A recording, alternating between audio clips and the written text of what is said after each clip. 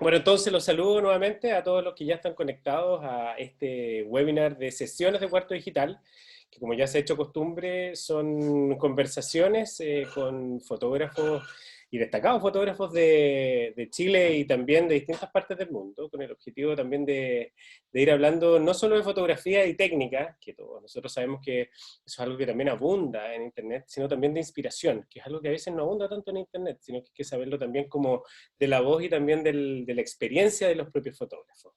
Entonces hoy día estamos con un fotógrafo que para mí es una grata conversación y lo digo conversación, no tanto entrevista, porque la verdad que él me une también una historia profesional. Nosotros trabajamos juntos, nos conocimos en el diario La Tercera ya por el 2000, 2001, cuando yo entré al diario La Tercera como periodista. Él ya estaba trabajando como fotógrafo. Se llama Edgar Garrido.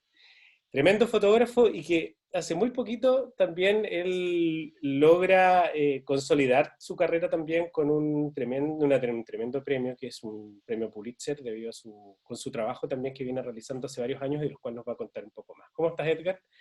Muy bien, un gusto saludarte, Cristian. De verdad también para mí estar en esta conversación, como tú bien dices, pues me traslada, me trae muchos recuerdos del tiempo que trabajamos juntos y además no solo de un tiempo en el que trabajamos, sino que de un tiempo muy grato, ¿no? En el que compartí con mucha gente como tú, muchas historias, muchas experiencias cuando estábamos todos recién comenzando. Sí, claro, y también fue un tiempo bien particular, era un tiempo en que los medios de comunicación eran distintos, se manejaban de distinta manera, donde había un fotógrafo que salía con un periodista a cubrir las noticias. Hoy en día eso poco a poco ha ido cambiando, hoy en día como que siento que se han ido fusionando esas dos labores. Hoy en día, por lo mismo, presentarte a ti como fotógrafo creo que es un poco injusto, digamos, porque lo que tú haces en realidad es fotoperiodismo. Tú reporteas el hecho noticioso, haces la fotografía, es el trabajo mucho más integral. Algo que yo personalmente también creo que es como debería ser. Yo sin ser fotoperiodista, por supuesto, sí soy periodista, sí soy fotógrafo, no soy fotoperiodista porque no cuento noticias a través de la fotografía, pero sí considero que es un trabajo que, como se consigue hoy en día, es infinitamente más eficiente, infinitamente genera un mayor impacto, mayor movilidad también, mayor independencia para trabajar las noticias. Bueno, y de eso vamos a hablar y mucho más. Vale. Pero como es costumbre, Edgar, vamos a aprovechar en esta conversación de ir revisando algunas de tus fotografías y también de tu proceso creativo. De ya son más de veintitantos años cuando tú ya empezaste a hacer fotografía. Entonces vamos a revisar algunas de ellas. Ojalá alcancemos a revisarlas todas, porque como hablábamos antes de entrar, cada una de estas fotografías no es solo una imagen, sino que es una historia que da para mucho, da para reflexionar muchísimo. Y bueno, y antes de empezar, por supuesto, le recordamos que esta conversación está siendo transmitida a través también del canal de YouTube de Cuarto Digital. Va a quedar ahí también disponible para que la revisen todas las veces que consideren necesario. Y por supuesto también a través de la misma página de Cuarto Digital. Y los invitamos también a hacer todas sus preguntas a través del chat de este webinar, que ya está abierto para todos ustedes, las cuales las iremos contestando en la medida que vayan surgiendo. No es necesario que las hagan al final, ahí a medida que vayan apareciendo también en el fragor de la conversación, también las vamos a ir introduciendo. Pero bueno, Edgar, sin más, tú estás en Ciudad de México ahora, ¿no? Donde estás radicado hace ya un montón de años, ¿no? Sí, en Ciudad de México llevo aquí 9 años. 9 años. Sí, 9 años. Estuve antes trabajando en Honduras, en Centroamérica, desde el 2006 al 2011 y me trasladé acá después de ese periodo que fueron 5 años. Eh, Y fue fotoperiodismo lo que te llevó, obviamente, a irte de Chile, ¿no? claro, claro. O sea, también creo que vinculado a decisiones personales, pero siempre que tocan de alguna forma, tocaban o están relacionados a mi carrera, ¿no? Siempre sentí que en relación, por ejemplo, a lo que tú mencionabas, el periodismo era algo un poco más, eh, digamos, que podía tocar otro tipo de cosas, que podíamos hacerlo de otra forma, enfocarnos de otra manera. Era una cuestión que involucraba más decisiones personales, ¿no? Un trabajo mucho más independiente y que en ese entonces, pues en Chile no se hacía, ¿no? O sea, nosotros el esquema que teníamos, por ejemplo, juntos de trabajar en la tercera era una forma de orden de trabajo que surgía desde Claro, los periodistas hacia los fotógrafos que acompañaban a los periodistas. Entonces yo siempre reflexionaba en ese sentido y la verdad es que quería pues, enfrentarme a, a un trabajo mucho más independiente en ese sentido. Entonces empecé a buscar dónde, algún nicho donde poder hacer esto, realizarme en ese sentido y fui encontrando de alguna forma esto, ¿no? Y finalmente pues terminé saliendo de Chile. como tú decías, al final, claro, en los medios de comunicación tradicionales, hablemos hace 10 años atrás, ignoro cómo se maneja ahora, porque yo estoy fuera de los medios tradicionales hace mucho rato, pero claro, era el periodista el que reporteaba y el periodista una vez que decía aquí tengo la noticia, le mandaba esta orden al fotógrafo y juntos iban a hacer la foto y el periodista terminaba de reportear en terreno. Y claro, y muchas veces yo siempre me quedaba con la sensación que lo que hacía la nota, no digo muchas veces, digo por lo general, muchas veces lo que realmente vestía la nota era la foto. Y desde ahí también te lo pregunto, porque al final la fotografía, y yo siempre lo he creído, por eso yo también derivé en la fotografía. Creo que una fotografía tiene esa gracia de, de contar mucho más de lo que puede contar una, o sea, de generar mayor atención, de prender como esa curiosidad de alguna manera del espectador o del lector, o no sé cómo llamarlo, pero la foto tiene eso, como que te toca como la fibra más íntima en una fracción de segundo, no tienes que leer nada. ¿Qué fue lo que a ti te llevó? Porque tú también eres periodista de formación. Tú eres de la Sí, UFRA, estudiaste en sí. Temuco, y tú eres de Puerto Montt, de hecho. Ajá, de Puerto Vara, al lado. Bueno, naciste en Puerto Vara, viste en Puerto Montt, y somos sureños. Pero, Sí. pero ¿qué fue lo que te hizo a ti en algún minuto hacer ese clic? ¿Sabes qué? El periodismo, para allá no va la cosa. Al final, va a ser la foto mi manera de relatar la historia, o lo que yo quiero, o las historias que quiero relatar. Sí, yo creo que justamente esta relación, ¿no? con el periodismo, el hecho de a lo mejor haberme involucrado estudiando periodismo, me llevó a estar siempre eh, cuestionando poco, ¿no? cuál era mi participación en ese sentido. Yo me sentía de alguna forma de mano atada haciendo periodismo, ¿no? Y cubriendo cosas que a lo mejor no necesariamente eran de mi interés, ¿no? Con un papel tan, digamos, tan secundario, de alguna manera, ¿no? En esa construcción de la noticia. Eh, entonces creo que eso es finalmente esa necesidad, ¿no? De buscar una forma de hacer periodismo a través de la fotografía, pero con cierta independencia, ¿no? No digo que ahora, por ejemplo, trabajando para una agencia de noticias no tengas que responder a ciertas cuestiones, ¿no? Pero sí somos nosotros mismos quienes eh, reporteamos, investigamos, ¿no? y planteamos reuniones de pauta qué pudiese ser interesante de contar a través de fotos, ¿no? Por supuesto, siempre sobre un hecho noticioso. Pero en definitiva, eso significa que tú eres el que, como dices, planteas cada uno de los temas, pero tú eres el que, por ejemplo, se va a reportear el tema solo. Tú no vas en compañía, no es un grupo de personas, sino que tú te mandas absolutamente solo y así funciona, ¿no? Sí, en algunas oportunidades pues vas en equipo, pero la mayoría del tiempo estás trabajando solo, ¿no? Hay cosas que de repente funcionan, cada uno ve también, eso es lo valorable, que cada área, en este caso televisión, texto, fotografía, valora y sobre la base de lo que cada uno hace, pues dice, no, esto sí realmente interesa o esto no, a nosotros no nos interesa. En el caso de nosotros, pues está presente lo visual, a lo mejor sin sonido, etcétera, ¿no? Donde se pueda obtener una imagen que funcione como una imagen fija. Ujú. En el caso de televisión, pues ellos valoran que puedan tener la oportunidad de conversar, entrevistar a alguien, etcétera. Y texto, pero con independencia. Y a veces coincidimos y en otras oportunidades no. Edgar, a ver, volviendo un poco también al tema del Pulitzer, que va en sintonía también con el tema de dar cuenta de una situación que tiene que ver con las crisis migratorias en Latinoamérica. que es en todo el mundo, digamos, pero en Latinoamérica has hecho tu trabajo, en Centroamérica específicamente. ¿Cuáles son los frentes donde, o los temas noticiosos en realidad, en los cuales tú te sientes más cómodo, te gusta más, o de alguna forma sientes que tu trabajo realmente adquiere forma, color y cuerpo, digamos? Ujú. Yo creo que con los años no me gusta auto tampoco encasillarme. La experiencia, por ejemplo, de trabajar en un periódico significó para mí enfrentar eh, distintos tipos de cobertura, hacer Deporte. deporte, Claro. etcétera, espectáculo, lo que fuera, ¿no? Pero con los años, de alguna forma, me he ido orientando hacia construir historias, muchas historias, ¿no? Ujú. De largo aliento, digamos así, entre comillas, porque tampoco son historias donde podamos, a diferencia a lo mejor de un fotógrafo documentalista, tomarnos 5 años para llevar a cabo un proyecto, por ejemplo, ¿no?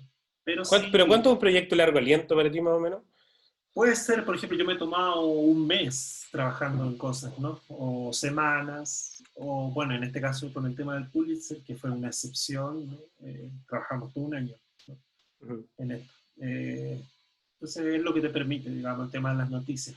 Pero me he ido, como digo, orientando hacia esto y la verdad, pues me siento cómodo también haciéndolo, me permite trabajar con esta independencia que mencionaba anteriormente y acercarme a cosas que son también de mi interés personal muchas veces, ¿no? Que tiene que ver con la gente. A mí me gusta estar cerca de la gente, los problemas que las personas enfrentan, contar esas historias que a lo mejor no son de interés noticioso en ese momento, pero que si tú puedes levantarlas como periodista, eh, darle ese realce, ¿no? A través de tus capacidades, tal vez, ¿no? Haciendo buenas fotos de esa historia y puedes levantarla inclusive a nivel noticioso. Eso fue un poco lo que pasó con este Pulitzer, porque, a ver, este fue un trabajo Uh -huh. que, como tú me decías, estuvieron como un año involucrados aproximadamente. Para hacer el contexto, ahí tú corrígeme por favor, estamos hablando también de un tema relacionado con la migración de personas entiendo que desde Centroamérica hasta la frontera de México con Estados Unidos, ¿no? Sí. Y, y, y, claro, ustedes hicieron todo ese registro y bueno, y fue en realidad más que fue una super migración. Estamos hablando de 15.000 personas que se movilizaron con todos los dramas humanos que eso significa.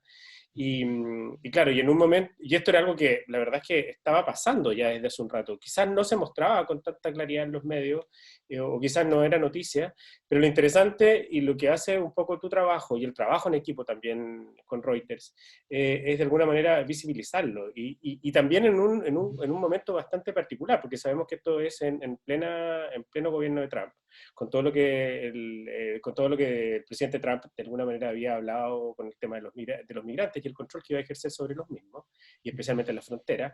Entonces es una crisis que agarra un doble cariz también, porque está esta limitación por un lado de Estados Unidos, viene el drama humano de lo que es desplazarse en condiciones que son muy paupérrimas y muy difíciles. Y bueno, ahí es donde de alguna forma agarra como forma lo que tú me estás diciendo, ¿no? Es el hecho de visibilizar algo. Cuéntame un poco esa historia. ¿Cómo nace también ese proyecto que al final termina desencadenando en un Pulitzer que fue entregado el 19, si no mal, no recuerdo mal? Uh -huh. Sí, fíjate que exactamente como lo planteas es así. O sea, por ejemplo, la migración ha existido desde la década del 40, 50, ¿no? Desde Centroamérica, desde México hacia Estados Unidos. Una migración que no era organizada, no era controlada por las autoridades en ese momento. Tú pasabas por ciertas fronteras desde México a Estados Unidos como Pedro por su casa, ¿no? Y regresabas si se te olvidaba algo y volvías, ¿no? No había problema. No habían documentos que mostrar ni nada. Y desde el año 2000 tal vez comienza una migración más masiva, también un poco más organizada, producto de todas estas motivaciones que existen para que la gente salga, ¿no? Desde Centroamérica, la violencia desde un punto de vista de la criminalidad y la violencia que ejerce el Estado sobre estas personas cuando no responde a sus necesidades básicas, ¿no? Trabajo, vivienda, salud, etcétera. Y pues, y ya de un tiempo a esta parte 2009, 10, tal vez 11, comienzan a aparecer todas estas caravanas organizadas. Ya, que la gente con el producto también tiene la misma peligrosidad que significa moverse, atravesar Guatemala, parte de México donde hay carteles, donde opera el crimen organizado, pues ellos se comienzan a organizar como una forma de protegerse. Ujú. Y comienzan, ¿no? Y nosotros la hemos cubierto periódicamente, ¿no?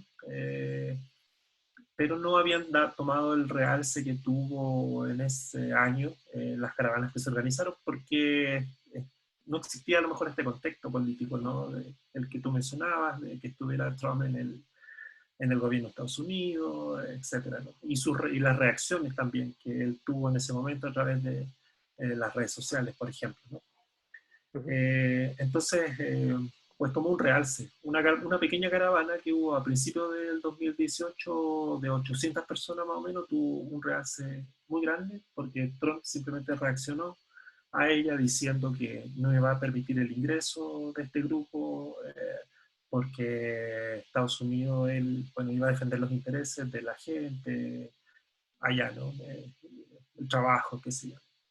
Ujú. Todo un discurso bastante de índole muy nacionalista, ¿no? Sí, claro. Y bueno, eso, y ya con eso, pues nosotros nos lanzamos a cubrirla. Yo tuve la fortuna de que también fue una de las últimas caravanas que se hizo masivamente en el tren, este tren que se Ed- conoce como la Bestia. Edgar, antes de seguir con eso, te invito a Sí, compartir pantalla y podemos revisar algunas fotos también de eso para también sí, ponerle rostro a esa historia, ponerle en moda. que creo que es muy importante. Sí, Y por mientras aprovecho ya están haciendo preguntas y quiero aprovechar también de invitar a todos los que ya están conectados, por favor, hacernos todas las preguntas. Estamos conversando con Edgar Garrido, fotoperiodista chileno, residente en México ya hace muchos años, con una vasta y amplia trayectoria en el fotoperiodismo, develando temas y noticias y realidades muy duras y crudas para Latinoamérica. Y bueno, y ganador de un premio Pulitzer también con la agencia Reuters, que es un tremendo orgullo porque es el único fotoperiodista chileno que ha logrado este premio, del cual también vamos a hablar un poco más en detalles, porque no es fácil ganarse un Pulitzer, por supuesto. Entonces, bueno, conversemos. ahí estoy compartiendo correctamente, ¿no? ¿Se puede poner en pantalla completa la foto para no ver o lo tiene solamente en ese? Si no, la dejamos ahí, no te Sí, preocupes. fíjate que lo tengo ahí, a ver, No te preocupes, las vamos sí. cambiando desde ahí. Se entiende Ah, absolutamente no, y la para, idea. dejé un poquito de la esquina para irte bien, para estar viéndote, sentir que estás conversando con alguien, ¿no? Sí, no te preocupes. Bueno, Ajá.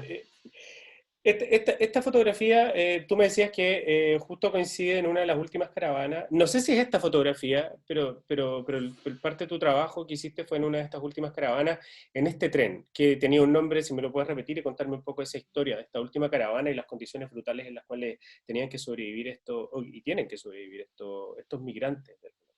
Sí. Eh, claro, el tren dejó de funcionar justamente como el tren, ellos lo conocen como la bestia, porque justamente ha cobrado la vida de mucha gente, ¿no? Es un tren de carga, no es un tren en particular, son muchos trenes, ¿no? Que operan para empresas paradójicamente estadounidenses que mueven carga a través de México. Y ellos lo utilizan para subirse y movilizarse a través del país, ¿no? Y intentar llegar a la frontera con Estados Unidos.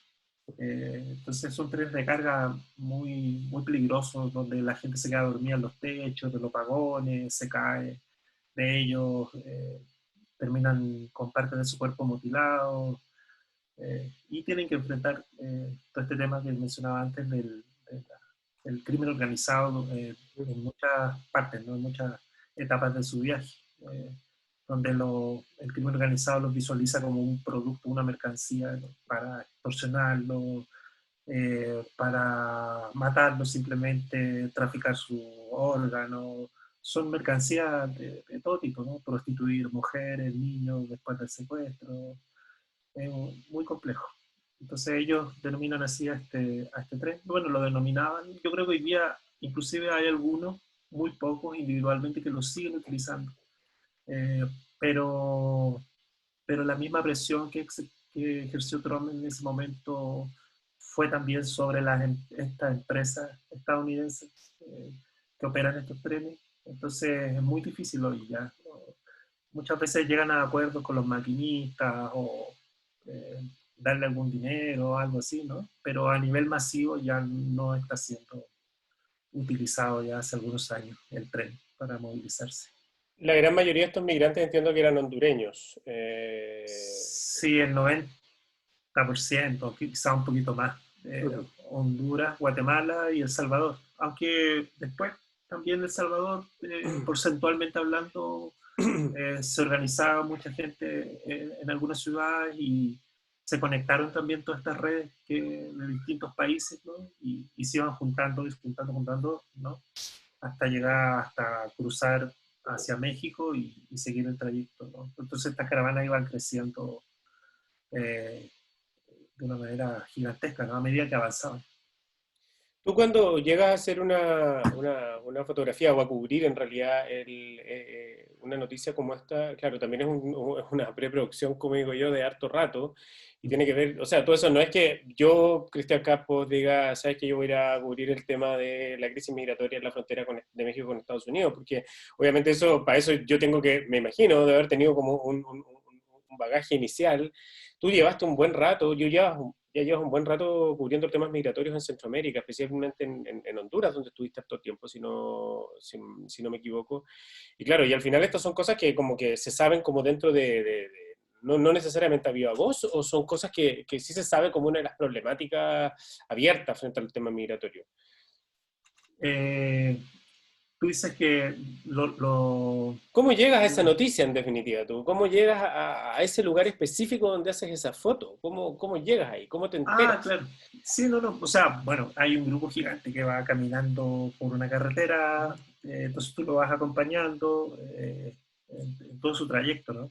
A veces ellos se dividen también, van buscando muchas historias específicas en este camino, porque finalmente también es tan largo que no sé, vos puedes comenzar reporteando la historia de lo que significa el traslado de toda esta cantidad tan masiva de gente, ¿no? Ujú. Pero el transcurso de los días pues, tienes que ir buscando otro enfoque, eh, otra manera de contar esto mismo. Entonces te vas involucrando mucho más con la gente y vas conociendo historias individuales y a lo mejor te vas separando de lo que es el grupo más grande.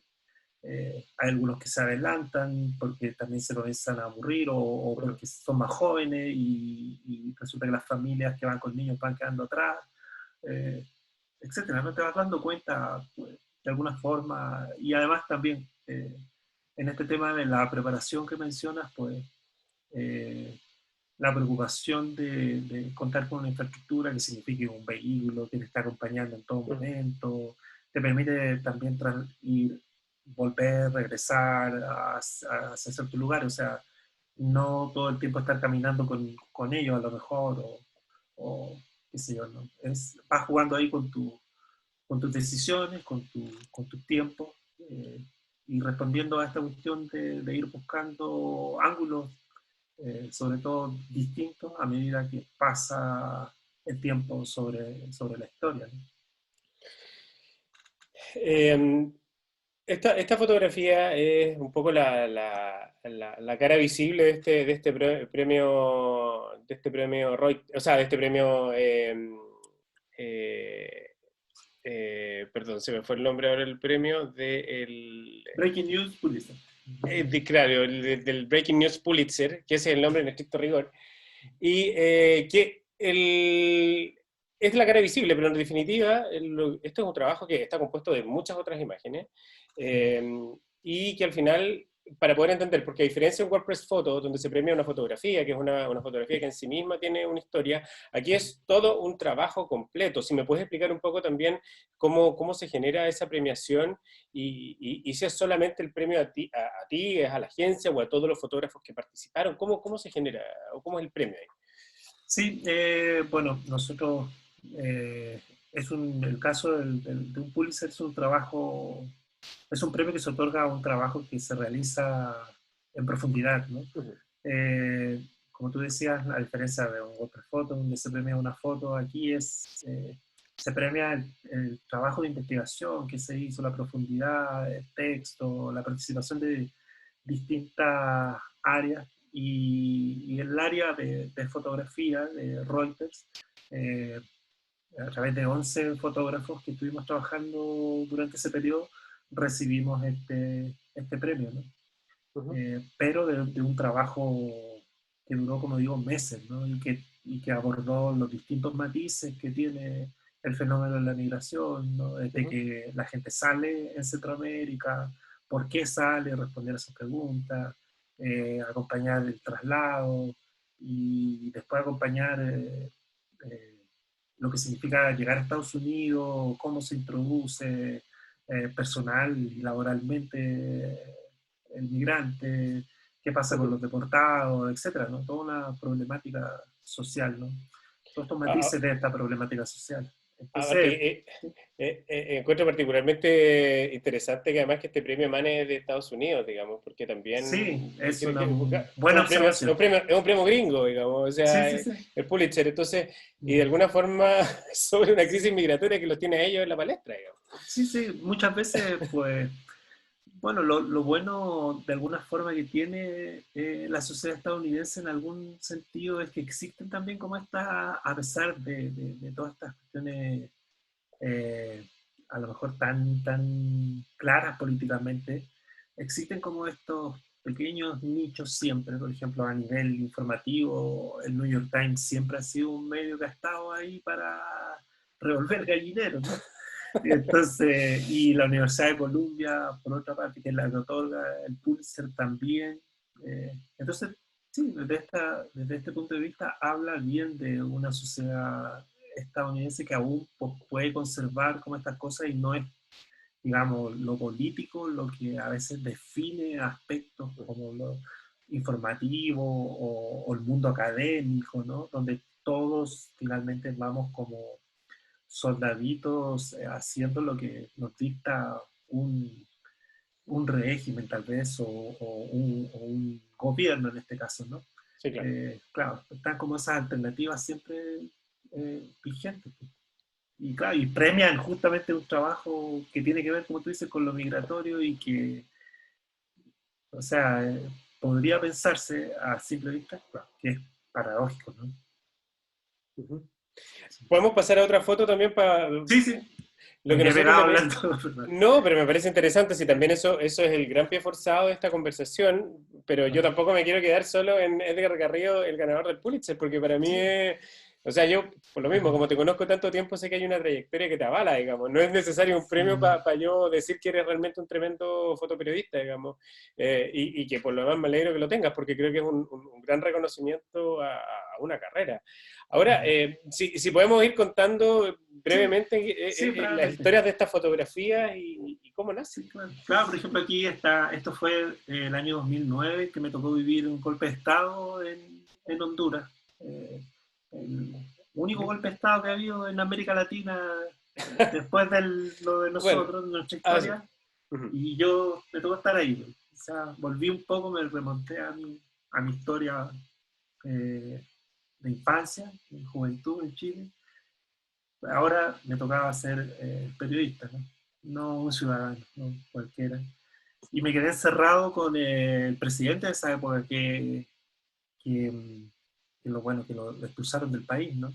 Y Ujú. que después entró, unos meses después, entró de manera clandestina a la Embajada de Brasil en Tegucigalpa, en la capital de Honduras, y esta es una foto que cuando él entra, ¿no? Al siguiente día, que venía muy cansado, porque entró, eh, como digo, de manera clandestina en la cajuela de un vehículo, ¿no?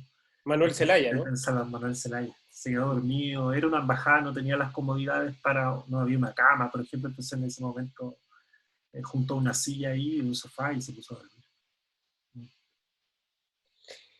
Esto Pasemos a esta igual, foto también, por favor. sí, una foto de protesta de esos años también. Un joven ahí se cubre la cara muy bien con su camiseta, ¿no? Justo Ujú.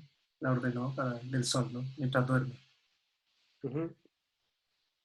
En general, Sí. tú estás, ¿qué te pasa a ti? ¿Tú estás buscando las noticias o estás buscando las fotos todo el rato o ya para ti es una forma de mirar nomás? Como, ya como que la ves. Porque yo creo que en muchos de estos momentos, especialmente en momentos álgidos que hemos estado viviendo nosotros acá en Chile, bueno, en Latinoamérica en general siempre vivimos momentos álgidos, pero en Chile, porque ahora yo estoy acá, claro, de repente a mí me llama la atención porque veo, hay protestas y todo, pero se ven muchas fotos de lo mismo y muchas fotos de violencia, pero hay pocas fotos periodísticas que como que se desmarcan del resto y que intentan tener una mirada distinta. ¿Eso a ti te da porque tú ya te acostumbraste o porque tú de alguna forma acostumbraste a mirar las cosas de manera distinta y a pillar la noticia ahí donde nadie más la ve? ¿O ese momento preciso? ¿O porque siempre estás buscando, no sé, miradas distintas, ángulos diferentes? ¿Cómo lo encuentras, digamos? Porque al final igual es una imagen súper potente, toda esta imagen. Sí, yo creo que se unen aspectos tanto a lo mejor inconscientes como otros aprendidos, ¿no? Y es el resultado de eso. Tal vez desde la parte inconsciente, pues tiene que ver simplemente con tu manera de mirar el mundo y de observar las cosas, ¿no?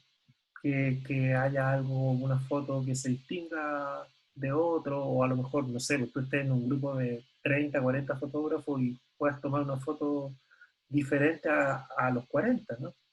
Ujú. Y eso es una cuestión muy natural, tal vez, ¿no? Que le sucede a muchos, a muchos. Yo conozco muy buenos fotógrafos de todas partes donde estaba.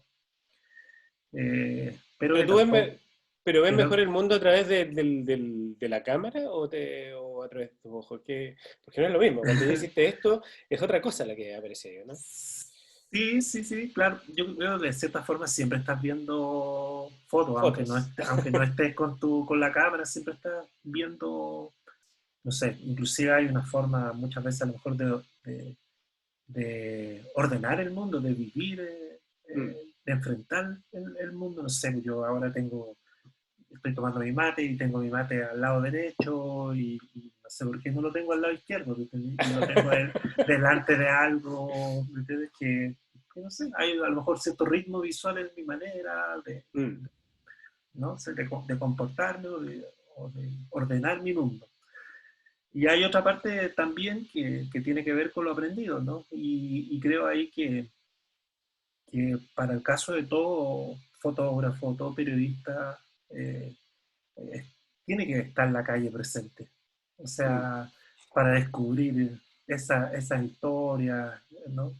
Hay que molerse las patas un poco, ¿no? Y caminando. O Ujú. sea, es muy difícil que tú obtengas un buen resultado de tu trabajo si todo el tiempo te estás moviendo en auto, por ejemplo, ¿no? Eso es algo que a mí me sorprende mucho de repente que veo, sobre todo en la gente joven, porque pues yo me sigo sintiendo joven, pero no camino ni por cerca como caminaba cuando tenía 20 años. Entonces, pero me sorprende mucho ver que hay fotógrafos que muchas veces admiran el resultado de otros, pero que no han descubierto que esto pasa por caminar muchas veces, ¿no? Y ahí va a haber un buen resultado, ¿no? Obviamente vas a poder ver muchas cosas y dar vueltas 2, 3 veces sobre una misma situación, te va a permitir, ¿no? Y te va a permitir conocer dónde estás parado, qué pasar en un vehículo y bajarte, tomar una foto y volverte a subir. No, es indudable que no va a haber un buen resultado. Esta foto que estamos viendo, una foto tremendamente cruda, me encantaría que también nos relataras un poco brevemente la historia de esta foto. Sí, bueno, aquí en México, en comparación a otros lugares de América Latina, hay cierta apertura. Por supuesto, cuesta también obtener acceso, permiso a muchos lugares, pero sí, en comparación, por ejemplo, a Chile, hay mucha más apertura. Y esta es una foto lograda en un crematorio, ¿no? Mm. Cuando empieza como todo el tema del COVID y pues, bueno, se organiza, ¿no? Eh, la forma el orden que ellos llevaban, ¿no? Y con la cantidad de muertos que comienzan a llegar y eh, tienen que atender a tanta gente, ¿no? Y entonces, pues bueno, es el patio de este crematorio donde tienen ahí tirado partes de ataúdes, eh, telas de los interiores de los ataúdes, etcétera, que después queman. eh, Producto también en ese momento de esta como a lo mejor ignorancia en parte que todos tuvimos cuando todo esto empezó y que hemos de alguna manera ido creciendo y hemos ido avanzando, ¿no? Ujú, Y al principio quemaban todo, pues era quemar todo y, y ujú. eso es, ¿no? Hasta ahí, bueno, igual tú puedes entrar aquí a hospitales, a cementerios, eh, etcétera, ¿no? En ese sentido, estar ejerciendo en un país como México, sin duda, te abre más las puertas de contar más historias, quizás. A lo mejor acá es verdad que a lo mejor te encontrás con muchas más barreras y obviamente te va a limitar mucho más como fotoperiodista. Ahora, lo que estamos viendo también me encantaría que me contaras un poco esta historia, no Sí, deja de ser muy impactante. sí, es una foto, pues, no sé si hay un cariño especial también en mi caso para ponerla en una presentación, pero es una historia que hice en Honduras sobre este niño que se llamaba Jason. Fue encontrado por unos vecinos en una bodega de su casa abandonado durante meses por su padre, que lo Ujú. tenían encadenado ahí y sufrió obviamente desnutrición, descuido absoluto. La policía se enteró y yo seguí la historia, ¿no? Se lo llevaron a un hospital y toda la recuperación. Durante 6 meses, más o menos 7 meses, seguí la historia. Después hice fotos de él durante su terapia de recuperación y ya cuando aparece mucho mejor, ya puede caminar. eh, y es una bonita historia. Yo siempre la recuerdo con mucho cariño porque también significó como este tema eh, Del la, maltrato infantil. no, la labor social que cumple también el periodismo, de que nosotros, bueno, por las exigencias muchas veces de este mercado, ¿no? Que tiene que ver, que es un mercado de noticias, abandonamos, olvidamos, ¿no? O simplemente no lo podemos hacer porque hay una vorágine de exigencias, ¿no? Tan grande. Pero son esas historias que de repente vale la pena contar, como te decía adelante, ¿no? No necesariamente son noticias, sino que eres tú el llamado a transformarla en tal, ¿no? Ujú. Y, bueno, se transformó en una noticia, ¿no? La contamos y fue a parar a una familia en Holanda la información Ujú. y me contactaron a mí en un momento para que yo les diera más detalles y lo que tengo entendido hasta hoy es que este niño vive en Holanda con esa familia. Y eso en gran medida, obviamente, gatillado por una noticia que tú cubriste de esta manera. Claro, si Ahora, no hubiera decidido salir ese día, pues no se sabía de él. O a lo mejor hubiera trascendido a nivel local, porque los medios locales recuerdo que lo abordaron, ¿no? Pero no a nivel como le sucedió finalmente.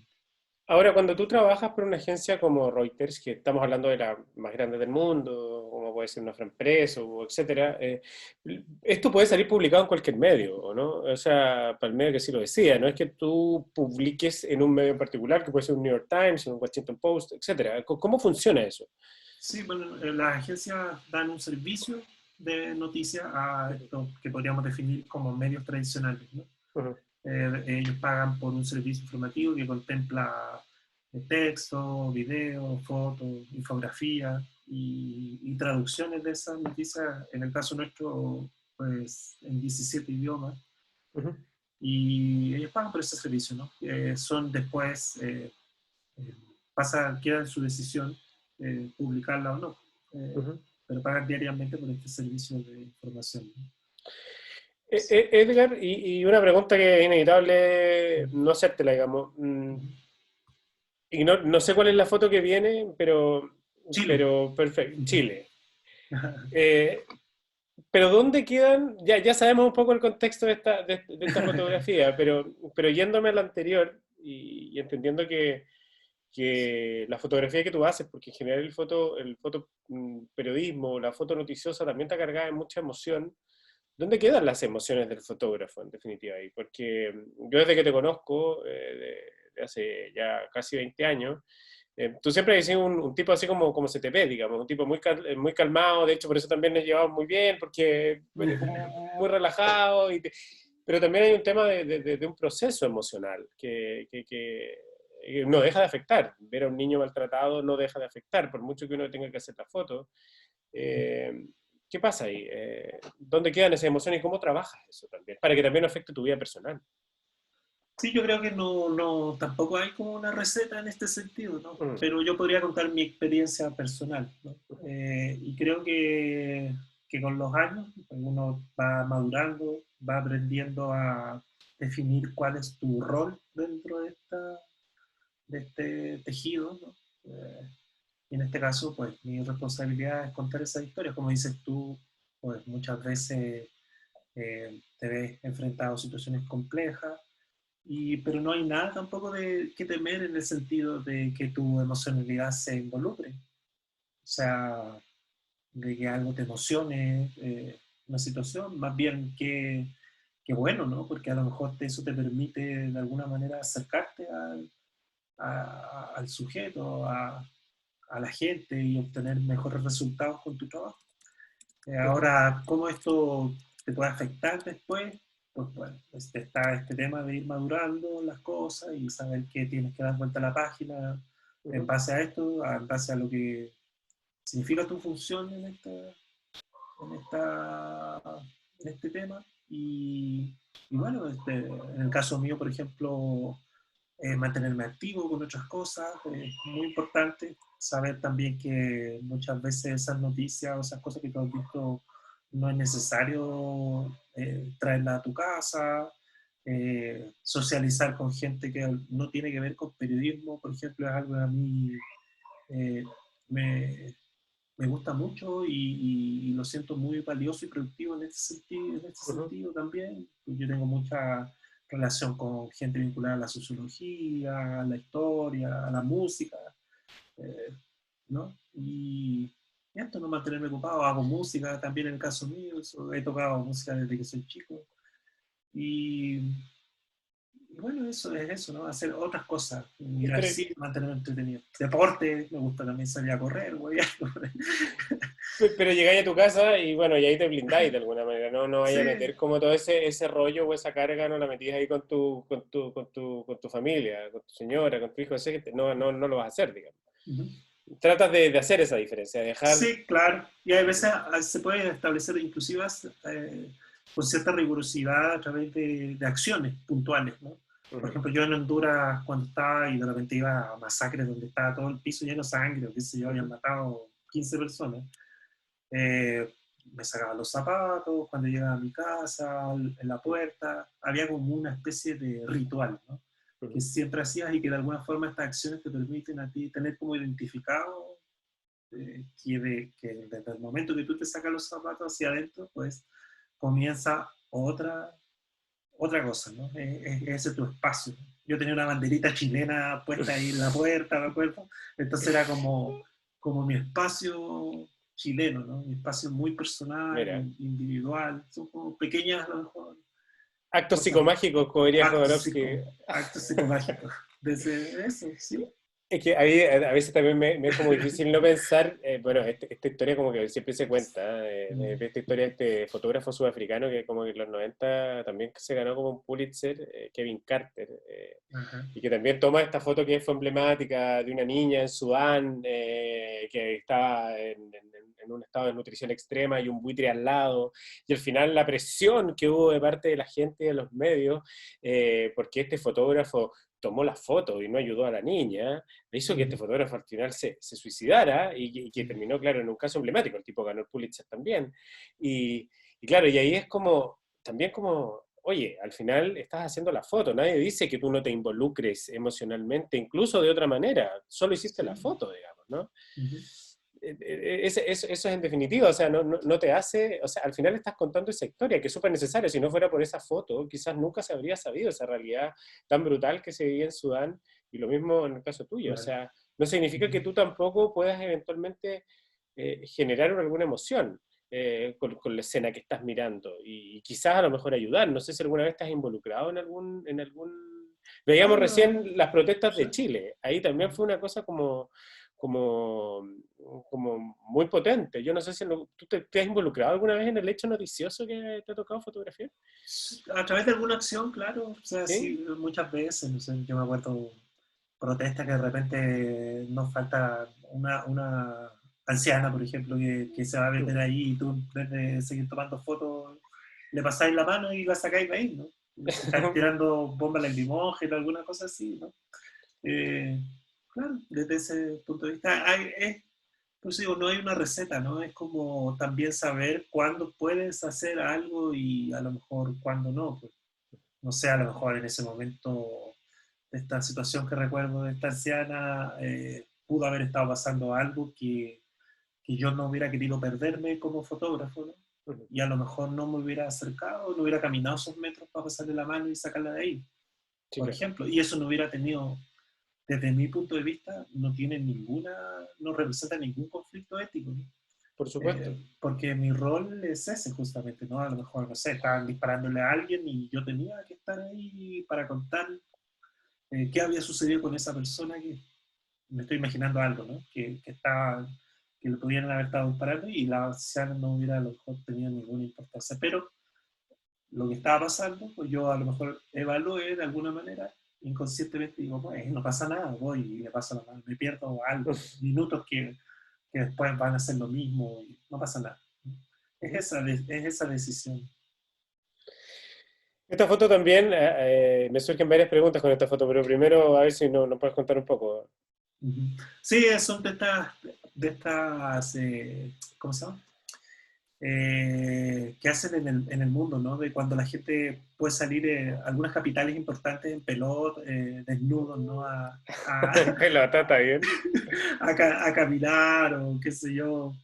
No sé si en Santiago lo han hecho, la gente ha participado. Y la gente sale en bicicleta, hace cualquier cosa No así, sé. ¿no? A su Con la trabajo, con tipo sin pantalones esperando el metro, ¿no? Así, dentro de ese contexto. Pero esto obviamente se dio de caso fortuito. Aquí tú no es que tú estabas particularmente reporteando algo. O sea, esto se dio porque estaba ahí. Claro, es el día, ¿no? El día es el día de que se hace esto, ¿no? Y Ah, salimos a la calle porque sabemos que en México la gente va a participar y te va a encontrar con todo este tipo de situaciones. oye, Edgar, pregunta. ¿Dónde queda el arte en tu trabajo? Porque aquí también me parece que en términos compositivos y cromáticos, si se quiere decir, también aquí hay un trabajo excepcional. Pero ¿hay una mirada artística consciente de tu trabajo o es algo que no te interesa desarrollar o que es igual se da al final de una u otra manera? ¿Dónde queda el arte? Ocupa para mí un papel protagónico, ¿no? En mi trabajo. Por supuesto, no decisivo tampoco, porque nosotros hemos aprendido que lo que somos fotógrafos de prensa, ¿no? Noticias. Hay muchas ocasiones en que tú no te puedes acomodar o no puedes hacer las cosas como quisieras o no está a la distancia adecuada, etc. Pero yo siento que la mayoría del tiempo de nuestra historia como fotógrafo, no sé, los 20 años que llevo yo trabajando profesionalmente, 19 años y medio me he podido acomodar, ¿no? Y 6 meses a lo mejor de todo mi trabajo haciendo como un resumen, ¿no? He estado en situaciones donde no, donde es más incómodo todo. Entonces tengo que hacer algo por esos 19 años y medio, ¿no? Tengo que enfrentarme a esos 19 años y medio donde hoy día salgo a tomar fotos del coronavirus y mañana salgo a tomar fotos de otras. Tengo que abordarlo de una manera atractiva. Es una exigencia que pienso que todos debiéramos hacernos quienes trabajamos en el ámbito de lo fotográfico, ¿no? ¿No? Como decía, no simplemente plantarse ahí, pasar por ahí y hacer una foto, aunque esto yo también lo entiendo, sin justificarlo, porque las exigencias de los medios hoy en día son brutales también, ¿no? Con muchos de nuestros colegas. Pero siento que sí eso debiera ser una necesidad, por lo menos que esté ahí siempre en tu cabeza, ¿no? De tratar de hacer de una foto algo, abordarla de una manera en que el común de las personas a lo mejor no lo harían, ¿no? Para llegar a una mirada distinta simplemente, ¿no?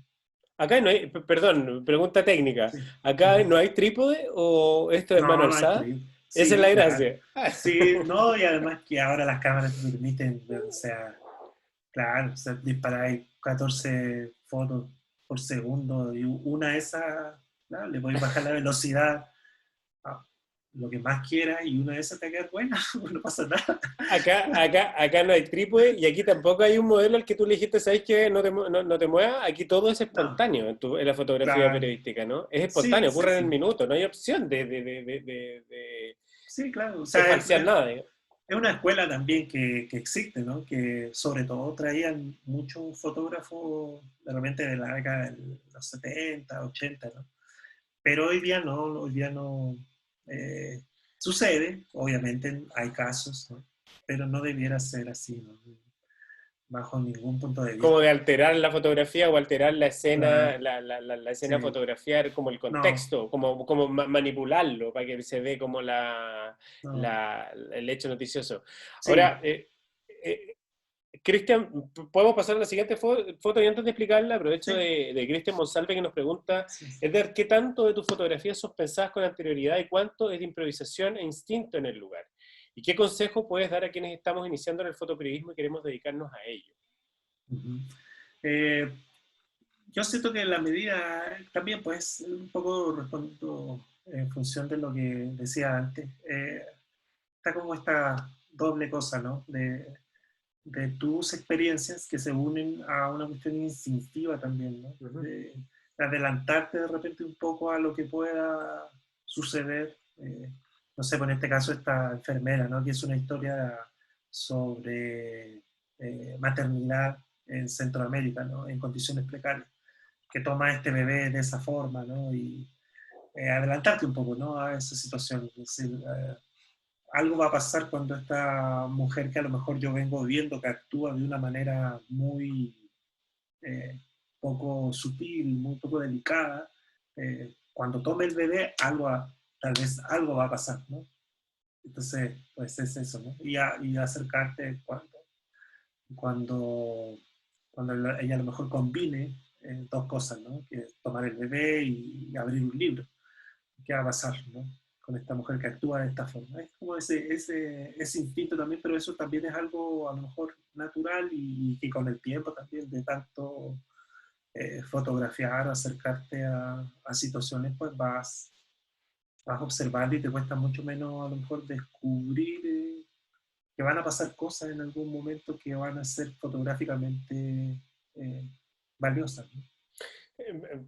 Colgándome de eso que tú dices, a mí generalmente siempre he tenido un conflicto con el fotoperiodismo y que tiene que ver con contar cómo aproximarse también al sujeto a fotografiar, porque en definitiva, claro, en mi caso yo hago fotos de naturaleza, los pájaros y los animales y las plantas que me gusta fotografiar en general, Ujú, claro, no se mueven, no hay una disposición frente a la cámara, pero ujú, sí, de alguna manera, y volviendo, por ejemplo, ya a esta imagen, donde está ocurriendo una secuencia muy concreta y muy potente, cómo no intervenir ahí, porque la cámara igual intimida. Aparte que tú tampoco estoy en general para que andemos con cosas, no creo que trabajes con una cámara pocket o donde en general las cámaras de fotoperiodismo son cámaras grandotas, igual hay una presencia que puede de alguna forma cortar la espontaneidad de la acción. ¿Cómo se logra esa como no romper esa intimidad? Eh, porque también yo he leído mucho y no sé, ujú. algunos dicen como ganándose la confianza del entrevistado y no sé qué, pero tú no tienes tiempo para eso. Tú estás metido en una caravana y ya está, y ese es el segundo que tenéis que hacerla, y ahí arriba tenéis que estar para llegar y sacar la foto, ¿no? ¿Cómo se Sí, logra? O es llegar y careparlo y sacar y vamos dándole. ¿Cómo funciona eso? yo para mí lo que tú me preguntas es una pregunta fundamental en Ujú. el fotoperiodismo, realmente lo es.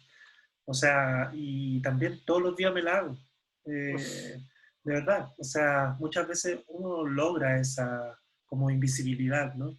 Y en otras ocasiones no, es difícil, cuesta. Eh, a veces también te vas dando cuenta de que lo estás logrando permanentemente también. Y tampoco existen recetas en ese sentido, es muy complejo. Creo que hay algunas acciones, obviamente, que te pueden ayudar, ¿no? Por ejemplo, disparar pocas fotos, decidir esos momentos para disparar es una acción que probablemente te puede ayudar mucho a un fotógrafo. Porque obviamente si tú estás como loco revoloteando, ¿no?, alrededor de la escena va a asustar a todo el mundo, ¿no? Entonces, si tomáis una foto, después al rato otra, el momento decisivo, ¿no? Espera. O sea, aquí hubo un crimen, por ejemplo, y cuando yo llegué el cuerpo ya no estaba. ¿Sí? Entonces, pero sí estaba la sangre, ¿no? Entonces me quedé esperando ahí y digo, en algún momento alguien tiene que venir a limpiar esto aquí, ¿no?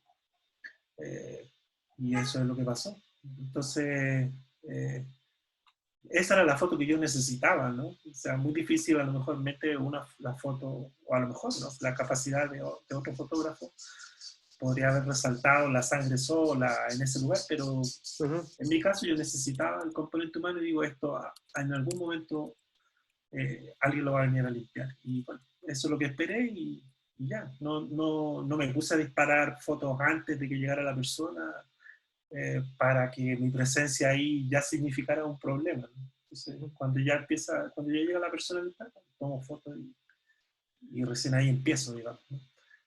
Pero son como decisiones en ese sentido que la persona puede ir tomando con la experiencia que va adquiriendo también, pero bueno, está bien siempre disparar poco o moverse con mucha calma, sutileza alrededor de las cosas, ¿no?, sin alborotar el panorama, ¿no?, el ambiente, sin pasar a ser el protagonista de la historia, ¿no?, que te vaya a caer o alguna cuestión así. O sea, y por eso yo te hablaba también de esta cosa como esta aparatosidad de la fotografía, porque yo siento que, claro, un periodista, o sea, un fotoperiodista cargado lleno de cámaras, lentes y Sí. cuestiones y poniendo luces y qué sé yo. Van a ver de Claro, lejos. en todo el mundo, o sea, en el fondo. Y ahí también yo me acuerdo, yo tengo un profe, un gran fotógrafo, el Lucho Weinstein. Él no es fotoperiodista, es más ligado al tema de la fotografía artística, también callejera, pero, o de calle, street. Él también siempre andaba con su cámara, pero siempre su cámara chiquitita, tratando de pasar lo más piola posible. La cuestión era no incomodarse, al final ese tema, para que se dé la acción. En definitiva, si llegáis con los medios lentes, claro, sin duda, Vaya a espantar a todo el mundo. vaya a espantar a todo el mundo. Eso es obvio. Dice Jorge Ramírez nos pregunta, ¿cuál es tu foto? Y perdón que no nos quedemos en esta, sino en dos anteriores que estábamos Sí. revisando y que no alcanzamos a hablar de ellas, pero que es muy bueno. Dice, ¿cuál de tus fotos es la preferida de las protestas en Chile? Si hay más de una de las fotos tuyas. Y aprovecho también ahí de preguntarte qué te pasó con el tema de las protestas, al menos de fines del año pasado, y cómo las viviste. Fíjate que a mí me tocó estar justo allá en Santiago para el 18 de octubre. De visita y terminaste haciendo fotos. Sí, justo era el tema, también en el contexto del Pulitzer y todo, me habían invitado, la habían de reportero gráfico a dar unos talleres en Santiago y estaba ya con estudiantes cerrando el día 18 de octubre el taller a mediodía en el Instituto Nacional.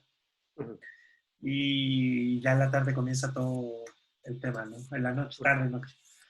Así que, pues sí, tuve la fortuna de estar allá y me quedé hasta la segunda semana de noviembre, más o menos. Y para mí fue súper valioso estar allá, ¿no? Yo quería hace muchos años volver a fotografiar en Chile, eh, y más encima en este contexto de algo que es realmente tan importante para nuestra historia, ¿no? Que en ese momento estaba iniciándose. Igual que yo lo considero así personalmente, ¿no? Así que, pero bueno, y fotos hay también muchas, pues yo aquí traté de hacer como una selección de trabajo de hace mucho tiempo que estaba dirigido a estudiantes también, eh, esta selección, y eso, ¿no? Después volví en enero, a fines de enero, y agarré como otra cola del tema del estallido hasta parte de febrero estuve allá. Y ahí ya bajó mucho la intensidad de las protestas. Pero ¿hay alguna foto? ¿Esta foto está entre tus favoritas por algo la elegiste? También viene la farmacia humana que venía un poco más adelante Sí, de las lagrimógenas. No sé sí. si las elegiste acá porque tienen una significación especial. No sé si más adelante vamos a ver alguna otra también de las protestas. Pero Sí, ¿por más qué? ¿Qué, adelante qué es debe lo, haber alguna. qué es lo que te evocan también? Yo siento por ejemplo, bueno, en este caso la selección está dirigida a estudiantes, la estoy también, la misma compartiendo con ustedes. Hay muchas cosas de repente que decir en torno a estas fotos. Justamente, por ejemplo, Ujú. lo que tú decías de esta conducta de ir a buscar lo mismo, ¿no? No sé, si los carabineros están tirando lagrimógenas, vamos todos a tomar la misma foto de la lagrimógena. Y si los chicos están tirando piedras, vamos a tomar todas las fotos de los chicos tirando piedras. Y entonces, esta como un poco tiene esa parte, ¿no? Es decir, que te podéis dar una vuelta por fuera y que podéis descubrir que están pasando otras cosas también, ¿no? Mm. Entonces, en este caso, pues, claro, esta mujer en la esquina del paseo más lleno de lagrimógenas por todos lados y la mujer, nosotros con máscara antigada y toda esta cuestión, Como si y nada. la mujer como si nada, o sea, para mí no entendí, no realmente qué tenía ella, güey, de su organismo para no morirse, güey, con tanto gas por todos lados, mirando su teléfono celular. Entonces es como esta, en lo que tú podés sacar, la reflexión. Entonces, voy escogiendo fotos en ese sentido para mostrar en ese sentido. La costumbre, dice Jorge Ramírez acá, yo creo que claro, a lo mejor vivía efectivamente en Plaza Italia y ya está acostumbrada a la... Sí, güey, ni se mueve, no, no llora, no le hace caso. Pasemos a la siguiente foto, por favor. Eh, la anterior brevemente, Ajá, no quiero ser injusto con ninguna de estas foto. fotos.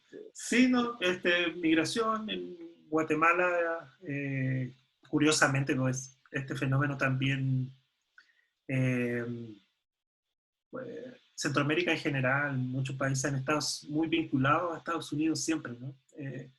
Paradójicamente le suceden muchas cosas en Estados Unidos muy agresivas, violentas, ¿no? Pero por otra parte hay un cariño, no cariño, pero sí hay una cosa, una relación establecida de mirar para allá, ¿no? No hay otro camino, no hay otro futuro si no te va, si no es en Estados Unidos y no te vas a Estados Unidos. A mí me llama mucho Cueste, la atención eso, las cueste lo veces que que cueste, pase lo que pase, ya está. exactamente te maten, vas con tus hijos y tus hijos se mueren en el camino, pareciera no importar.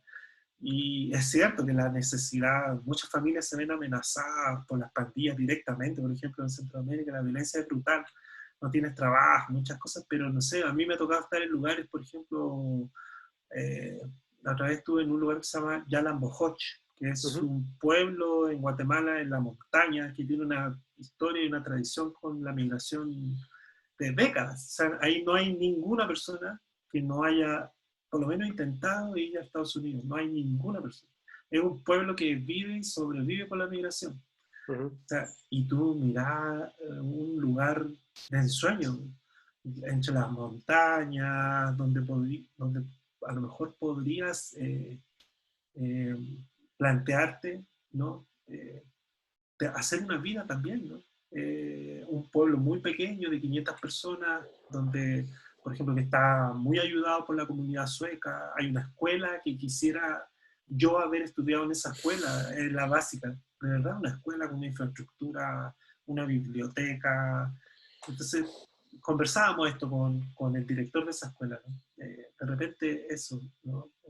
La necesidad es grande porque no tienes trabajo, pero también es un camino como que está así predeterminado. Si mi padre lo hizo, yo voy a crecer y cuando cumpla a lo mejor 10 12 años ya estoy listo para irme a Estados Unidos y no voy a pensar más. Mi mamá, mi papá no me van a decir nada, me van a apoyar en ese viaje y ese es como mi destino. Y no hay en ese sentido como emprendimiento de objetivos a Ujú. nivel local, etc. Entonces, claro, están las camisetas de Estados Unidos, las gorras, todas estas como especies de idolatría en algunos casos inclusive, ¿no? Hacia los gringos. del Nirvana, el sueño americano, que todos quieren, que muchos quieren lograr, digamos. Ahora, no quiero dejar pasar también preguntas muy interesantes que están Sí, surgiendo. por favor. Fabián Bravo dice, ¿cuánta historia tiene que contar una foto por sí misma para que la consideres buena o la historia escrita pueda sostener por completo una imagen? O cómo es la simbiosis de la historia y la imagen.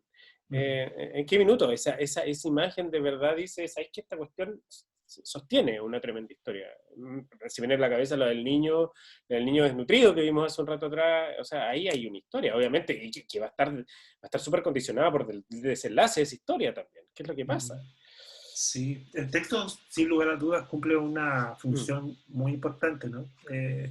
Pero cumple una función desde mi perspectiva a un nivel mucho más mediático, mm, ¿no? Eh, y en la medida de que el tiempo pasa, va, digamos, la foto se va fortaleciendo por sí misma, la imagen, ¿no? Por ejemplo, esta mm. foto es durante el golpe de Estado, en Honduras, la frontera con Nicaragua, y a lo mejor necesitaba en ese momento del texto, ¿no? Que te contaran, Que te eh, contextualizara. que te contextualizaran, ¿no? Te estaba sucediendo un golpe de Estado, ¿no? Todos los problemas sociales, la pobreza, el tema de la militarización del Estado, ¿no? En general.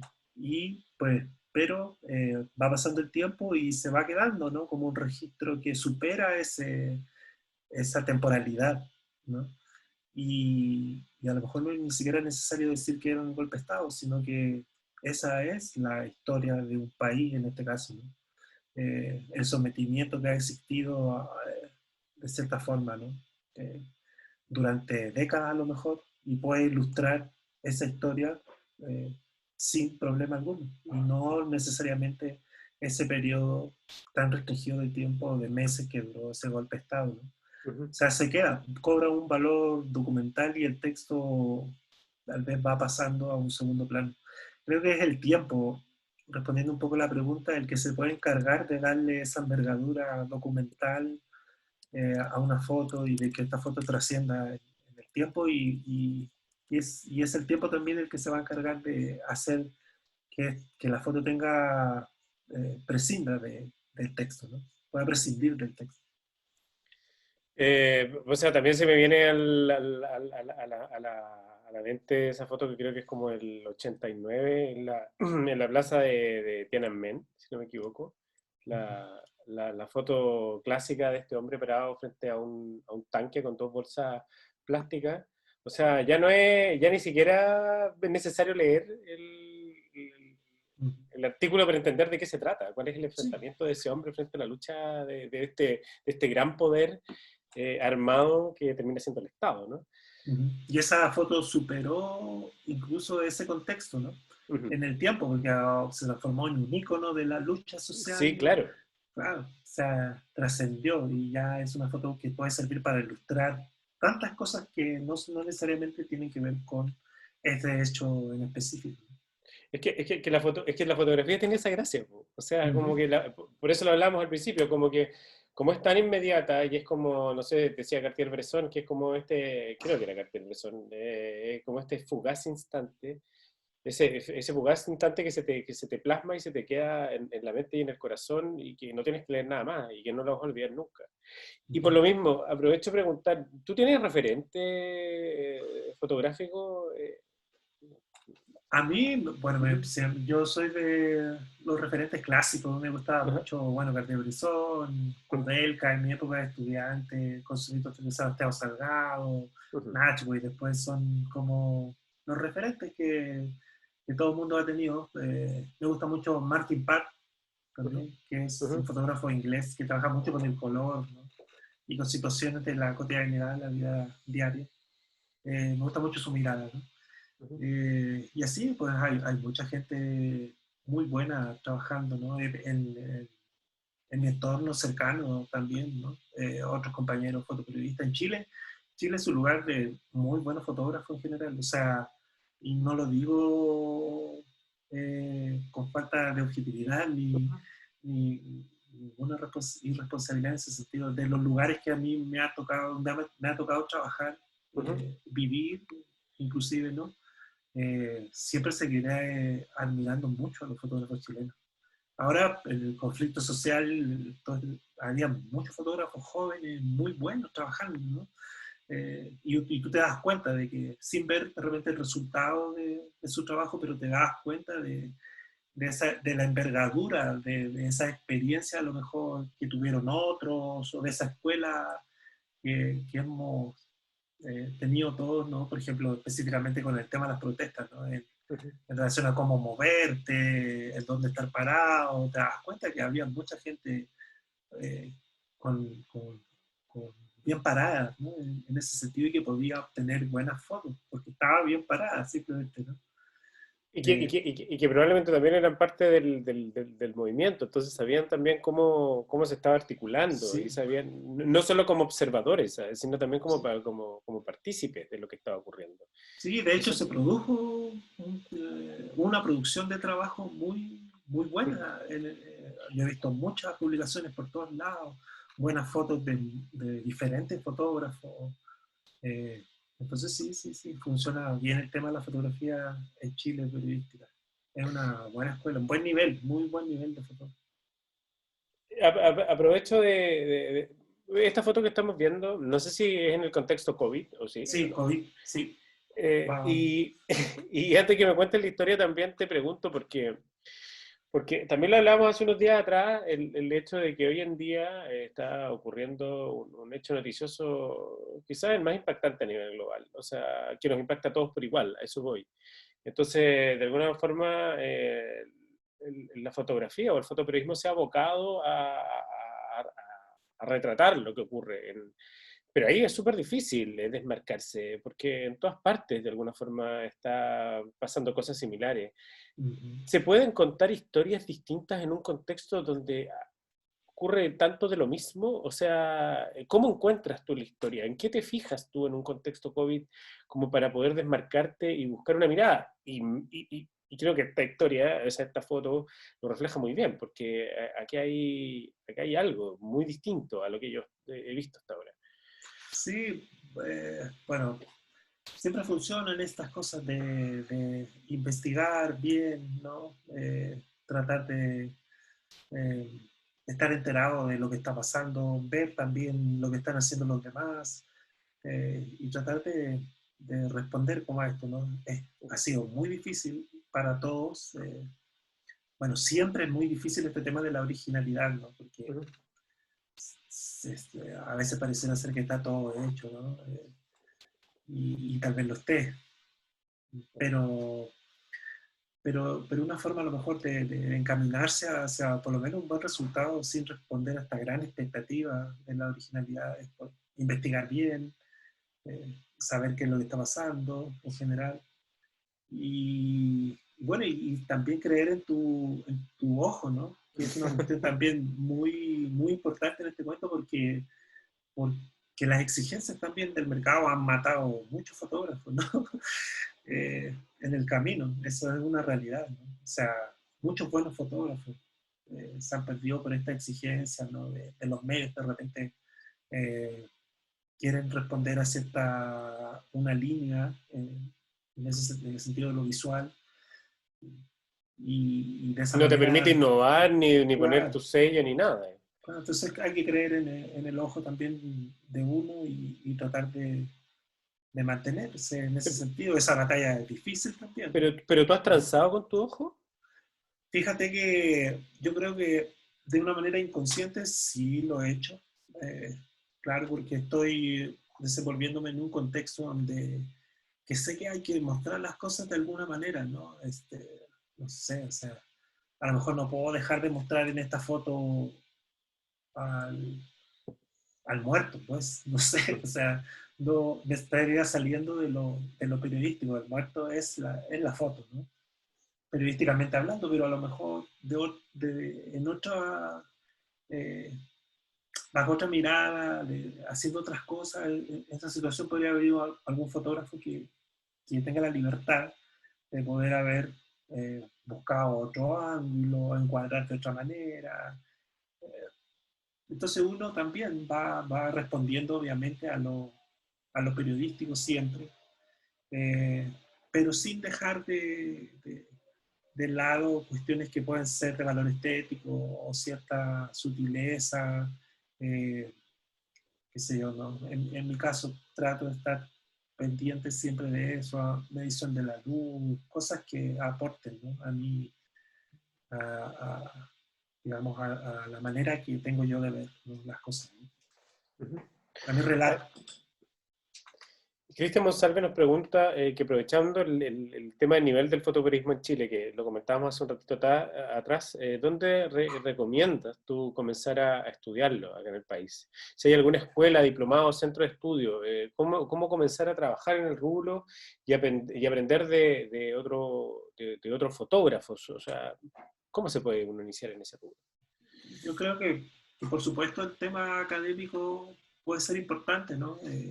Y en Chile hay Ujú. buenas escuelas, ¿no? Y buenos profesores también. Yo soy amigo de muchos de esos profesores, Arcos, ¿cómo se llama la otra que está?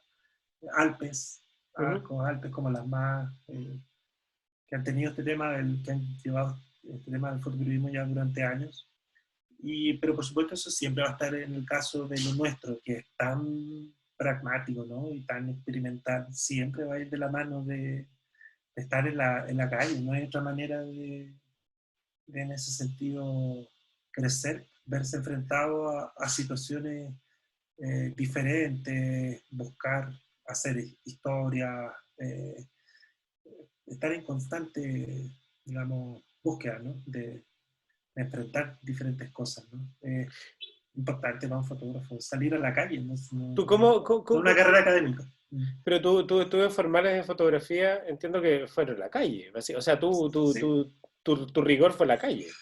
sí, sí, claro. O sea, bueno, yo también siempre he dicho que el hecho de ser sureño me ayudó mucho a estar en esto, ¿no? Porque, pucha, cuando chicos nosotros no teníamos muchas cosas en que entretenernos. Y creo que esa etapa fue importante en términos de mi creatividad.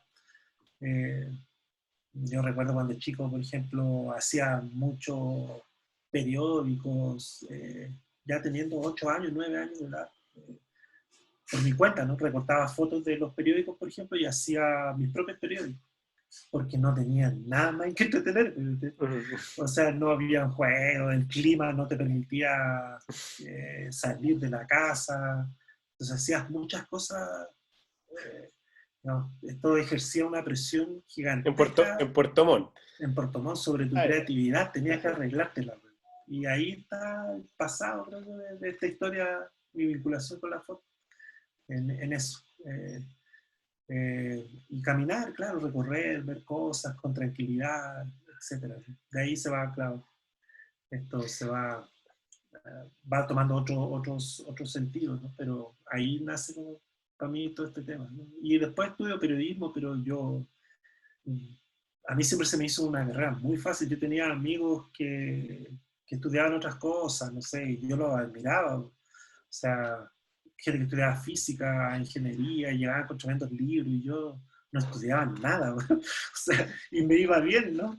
Entonces, entonces era una cuestión que me permitió siempre también hacer fotografía, y también llegué sabiendo mucho de fotografía a la universidad, porque era algo que me gustó hacer desde chico, ¿no? Hoy día me toca editar, por ejemplo, y es el trabajo que hice cuando tenía 10 años. Editaba los periódicos y hacía los míos, es lo que te...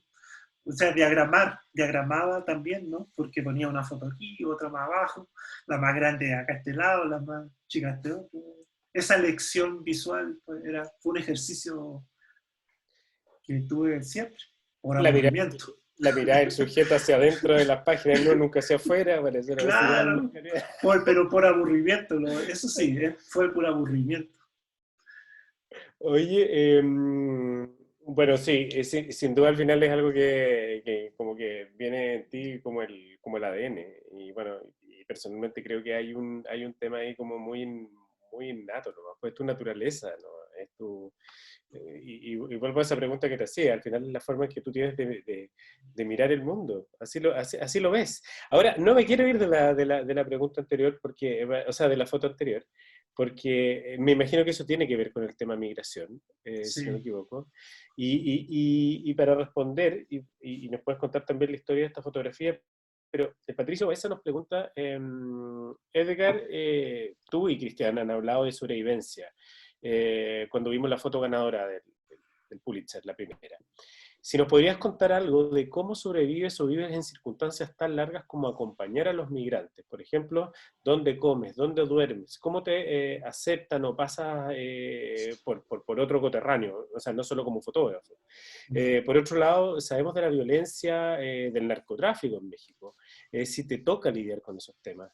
Y también en la parte técnica nos pregunta sobre el tema de cargar baterías, pero se refiere básicamente a andar con todo este equipo a cuestas y a lo mejor no tener acceso a red para despachar las fotos, que a lo mejor tu vida de toda resumida en un tarjetero, es todo tu trabajo. O sea, ¿qué haces con ese tarjetero? ¿Dónde lo guardas?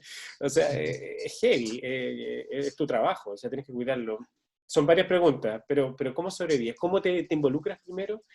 Y segundo, ¿qué ha pasado con el narcotráfico? ¿Cómo lo has vivido? Y sobre los equipos también. sí, bueno, una forma de involucrarme eh, que, que tengo, ¿no? Digamos, tampoco siempre, yo nada de esto lo planteo como una receta, por favor, en ese sentido tengan la claridad, ¿no? Para decir, este tipo me dijo que yo hiciera tal cosa y no me resultó, ¿no? Devuelvan la plata. Devuelvan la plata, ¿no? No, pero sí creo que la gente tiene que darse cuenta, ante todo, que lo que tú estás haciendo te interesa, ¿no? Que no hay un interés solamente, como decía antes, de ir allí, tomar la foto y este tipo viene aquí a hacer su pega y se va, ¿me entendí? Sobre todo en estos temas, por supuesto, hay cuestiones que sea una conferencia de prensa donde yo tomo la foto y me doy vuelta y me voy, ¿no? Y Mm. se terminó, pero en esta historia, pues sí, aquí creo que es importante que la gente se dé cuenta de que tú entiendes lo que a ellos les está pasando, que te interesa de alguna manera, y por lo tanto estás obligado o sea, tienes que conversar, ¿no? Es parte de ese trabajo, tienes que empatizar con ellos, buscar el diálogo, que te conozcan también a ti, darte el tiempo para eso, ¿no? No a lo mejor todo el día estar tomando fotos, sino que caminar y no tomar fotos y ayudar, ¿no? También una cuestión muy sureña que yo a lo mejor involucro aquí, que como de los padres, ¿no? En este caso mi papá, ¿no? Que si, o sea, si yo no voy a ayudar a un lugar, pues no sirvo para nada, ¿no? ¿Qué estoy haciendo ahí? Entonces yo voy a algún lugar y ayudo, ¿no? Tomo algo, una maleta y echo la mano de repente, no sé, o algo, ¿no? Si puedo ayudar con algo, ir a comprar algo, una sopa, lo que sea, lo haces, ¿no? Y te vas involucrando con ellos, vas generando un lazo que te permita y opinas sobre los temas, ¿no? En ese sentido, eso es importante en tu relación, pues, y no tiene, digamos, no representa tampoco ningún conflicto ético eh, mezclarte, ¿no? Más bien todo lo contrario, debe hacerlo, es importante que lo haga. Eh, y tampoco un conflicto de estos conflictos de antaño que se plantean, sobre todo en la escuela de periodismo, de la objetividad y todo eso, ¿no? De tomar distancia con la Claro, noticia. no, no, Claro, no, claro. si no tomes distancia más bien acércate a la gente y empatiza con ellos y empápate de lo que está pasando para que el resultado de tu trabajo sea mucho mejor, ¿no? Y cuente esta historia realmente. Ahora yo creo que juega mucho a tu favor tu personalidad, pues yo desde que te conozco tú tienes esa cosa como afable y súper auténtica y como que tú no es que de aquí como estamos conversando seas distinto de la vida real, tú eres una persona como muy cercana, muy de piel, de risa fácil, muy tranquilo, de hecho eso se agradece especialmente cuando trabajamos juntos porque uno como periodista andaba corriendo desesperado porque le iba a matar al editor, entonces por último era como tú tranquilizabas. Yo creo que eso también ha jugado, mirándolo como en perspectiva también ha jugado mucho a tu favor. De hecho, también ser una persona que tiene esa personalidad también auténtica y amable y realmente amable. No es que tú tampoco lo vayas a ayudar a alguien solo por el hecho de tener una buena foto. No, O por sea, el no me interés, caen... Sí, claro, para que, no, claro, no, sí, para ser simpático.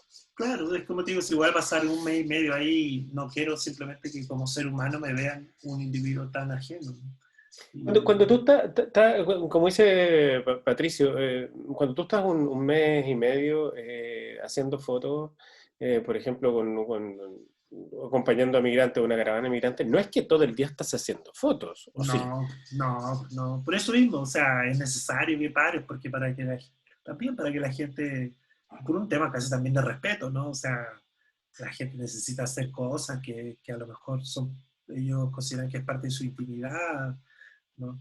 Y tú, pues, tienes que saber visualizar esto, ¿no? Sobre el narcotráfico también preguntaba en México, ¿se has tenido que Ah, lidiar sí. mucho con eso? Fíjate que el tema del crimen organizado aquí es muy distinto, por ejemplo, bueno, no tanto en esta época, pero sí en comparación a las épocas que me tocó trabajar, del 2006 al 2011 en Honduras, En Honduras. tú podías todavía visitar cárceles, involucrarte con algunas pandillas y lograr fotos, ¿no? Ahora ya no. Eh, no, ahora ya no. O sea, ahora las pandillas adquirieron un nivel mucho más político, mucho más afianzado en su organización. Ujú, Entonces, es casi imposible. O ujú. sea, o a lo mejor lo haces y terminas muerto, ¿no? Como ya ha sucedido en muchas ocasiones. Y con el tema del crimen organizado en México, pues claro, tú tienes que ir a muchos eventos, ¿no? Pero cuestiones pero casi siempre los cubren después, ¿no? Que han sucedido, que han pasado. O sea, una masacre, un enfrentamiento, algo en algún Ujú. estado, y te mueves hasta allá, pero ya son cosas que han pasado, pueden ser riesgosas también, porque existen a lo mejor repercusiones de ese hecho y te pueden ver enfrentado a una situación inesperada, pero no se cubre, no es algo que se pueda cubrir haciendo historias, por ejemplo, ¿no? Ujú. Es muy complicado, ¿no? Involucra demasiado de tu seguridad personal en ese tipo de cosas. De hecho, Y, yo no he y- visto nunca una historia relacionada al narcotráfico en mi vida. O sea, mm, no he visto. No, a las pandillas en Centroamérica, todo eso sí, claro, pero pero desde adentro, desde adentro yo visitaba cárceles, hice fotos de muchos pandilleros y me hice amigos de ellos cuando estuve allá. Hice historias de ese tipo, ujú. pero el crimen Pero organizado en esta época es otra cosa. ¿tú has visto tu vida o recuerdas algún minuto particular que tu vida haya estado particularmente en peligro o en riesgo haciendo fotos?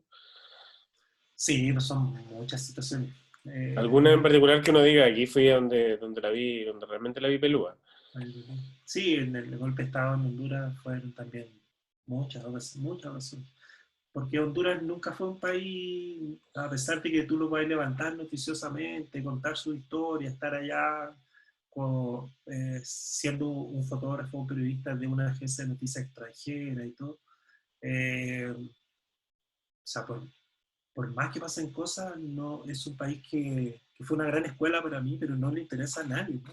O Ujú. sea, pueden matar 500 personas y mañana es noticia y el otro día ya no, ¿no? En cambio, si eso sucede inclusive en Chile, ¿no? O en México, en Brasil, o en Estados Unidos, pues sí, tiene una repercusión Internacional. distinta. Entonces, pues claro, te veías enfrentado a muchas situaciones de riesgo porque por ejemplo, los militares no le importa nada, ¿no? O sea, no hay un respeto por, por la figura de alguien que represente un medio o algo así. No hay respeto por el tema diplomático, mucho menos por el tema de lo que representan los medios de comunicación. Entonces, Ya, no es que tú digas prensa, prensa, prensa, no, no, nada. no. Entonces, sí, claro. Siempre me acuerdo del caso de un profesor que matan a 1,5 metros de distancia donde yo estaba parado Ujú. en una protesta, ¿no? Un francotirador le tira un balazo en la cabeza y cae al lado mío. Entonces siempre me quedé preguntando Ese si el balazo iba para balazo... ti. No, sí, claro, si se escogió a alguien y tuve suerte que no fuera yo, ¿no? Ujú. Se cayó al lado mío y nosotros sentimos el balazo, mucha gente que había ahí de prensa, nos orillamos contra unas murallas y nos tiramos al piso. Y desde el lugar donde estaba yo veía al tipo desangrándose igual, ¿no? Que esperamos que que todo se calmara de alguna manera, ¿no? Eh, porque queríamos ir a hacer la foto de la persona que estaba ahí tirada en el piso, ¿no? Y fue una decisión como masiva de todos, ¿no? Como ya pasaron 3 minutos, levantémonos, ¿no? Nadie más sigue disparando. Y ahí ya, bueno, se aglomeró toda la gente, pero son situaciones así de riesgo. Honduras fue un país complicado para mí. De hecho, yo salí de México por esa razón, ¿no? Por un tema de inseguridad personal, me O sea, siguieron en saliste, muchas te fuiste a oportunidades. México por eso. Sí, me siguieron también en muchas oportunidades a mi casa.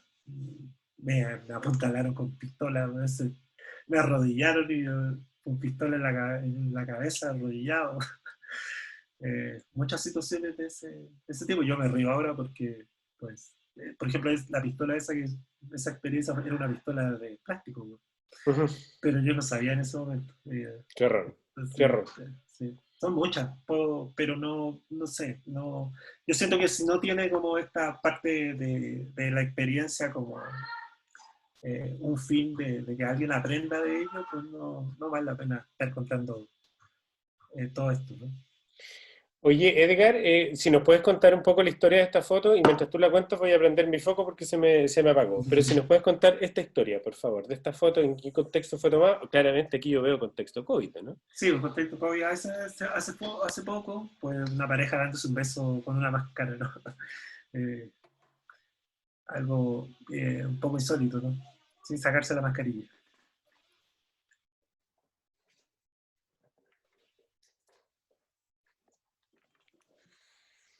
¿Y esta fue en qué lugar, perdón?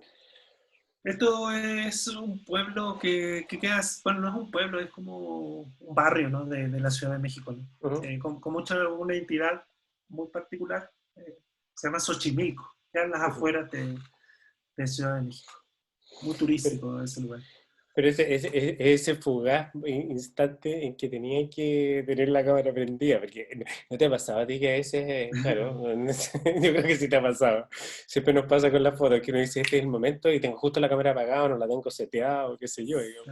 Sí, sí, sí, sí. Y te perdís la foto nomás. Repetir la foto. Y eso a mí me sigue pasando. O sea, yo me sigo perdiendo fotos, ¿no? Ujú. Y creo que me va a pasar siempre. Y no me frustro tampoco por eso, ¿no? A no ser que sea la tremenda foto. A no ser que sea, no sé, algo muy importante tal vez, ¿no? Más que fotográficamente hablando, un hecho, algo Uno- uno- irrepetible. un- perdón, pregunta técnica. ¿Tú generalmente trabajáis con tu cámara siempre en modo manual? Pero ¿cómo Sí. seteas tu cámara en general para estar siempre listo y preparado, digamos? Sí, en modo manual. Siempre yo he trabajado en modo manual. Somos hijos de la escuela de la diapositiva y la película, ¿no? Sin error, pues la diapositiva no te permitía errores, no había una pantalla donde mirar Ujú. previamente. Entonces era como, no sé, me he acostumbrado, por ejemplo, a medir el sol y la sombra, saber Ujú. una combinación para cierta luz y para otra. Ujú. Ir caminando con mi cámara en modo manual y si algo sucede en esa luz que yo más o menos tengo en mi cabeza, Ujú. ¿no? Me diga, pues acudo a esa combinación. A veces me equivoco porque no es la misma intensidad a lo mejor, pero por ahí ando, ¿no? ¿No? Ando Ujú. cerca. Y puedes ahí braquetear, si te lo permite la situación, pues sobre ese recuerdo Pero el bracketing es un recurso que usáis habitualmente. claro, claro. Si no estoy seguro, por ejemplo, Mira. no sé, si yo digo, no sé, algo pasó y yo voy sobre eso, ¿no? Y tengo una lectura hecha de esa situación de luz previa, entonces yo digo, no sé, aquí me interesa fotografiar Mira.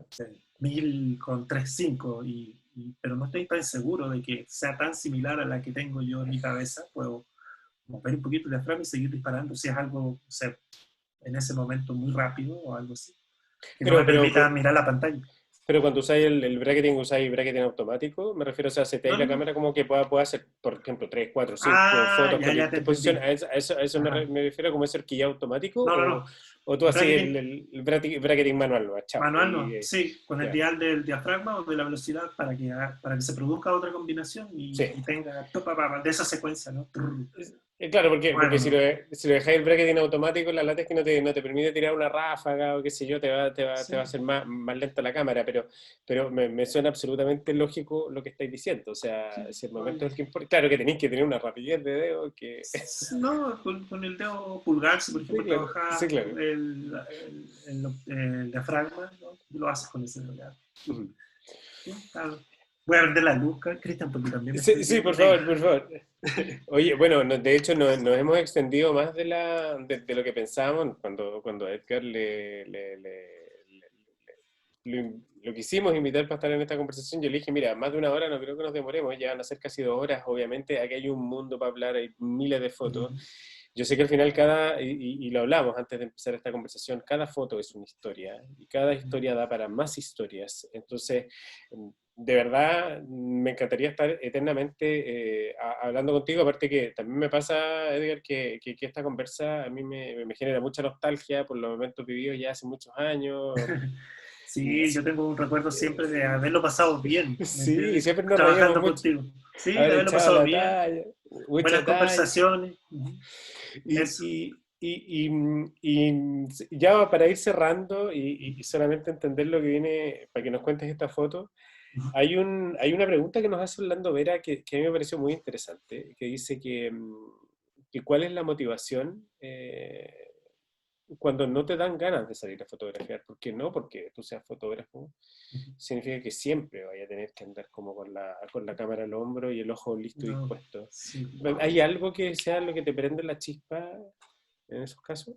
Sí, bueno, una razón es que, bueno, es mi trabajo y tengo que hacerlo, ¿no? Para que me paguen y para que yo pueda mantener mi familia.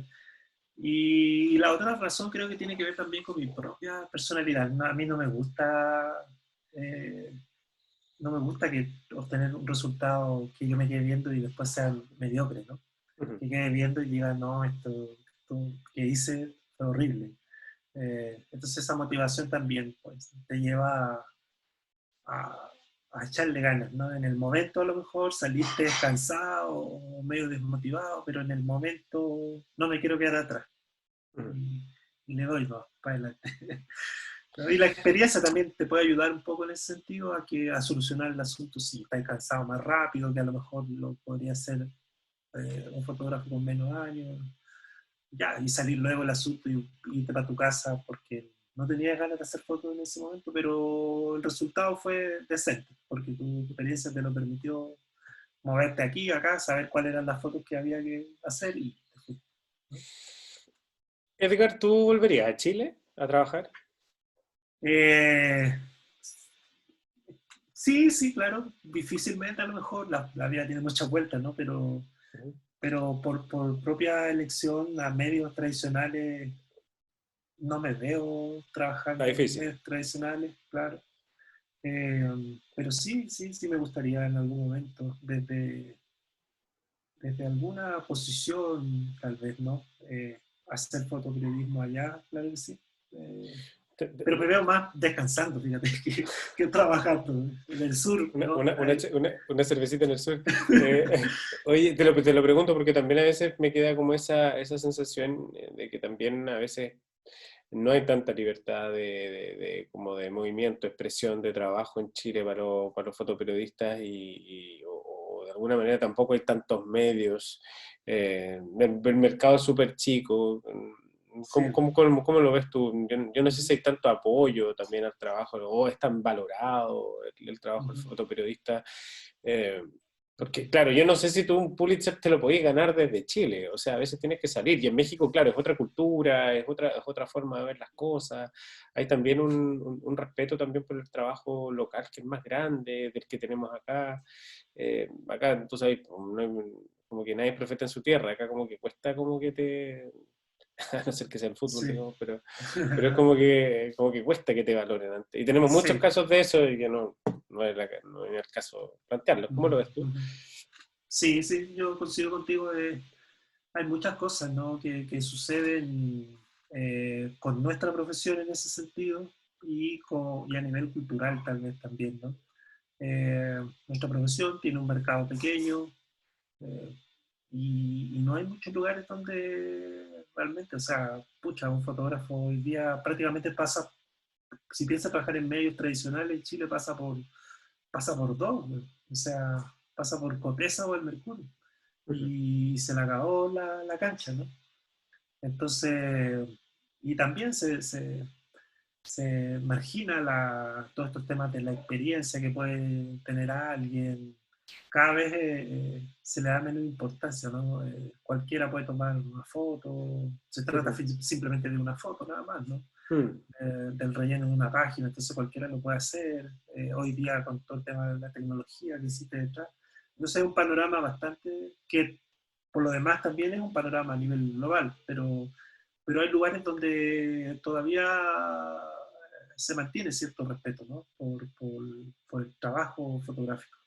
O sea, por ejemplo, a mí me tocó poner en Perpiñán todo este tema de la migración ese mismo año y yo quedé maravillado, sorprendido con el respeto que, o sea, que existía hacia lo que hacías desde las demás personas que participaban de tus charlas, de tu exposición, exhibiciones, las preguntas. O sea, era una cuestión...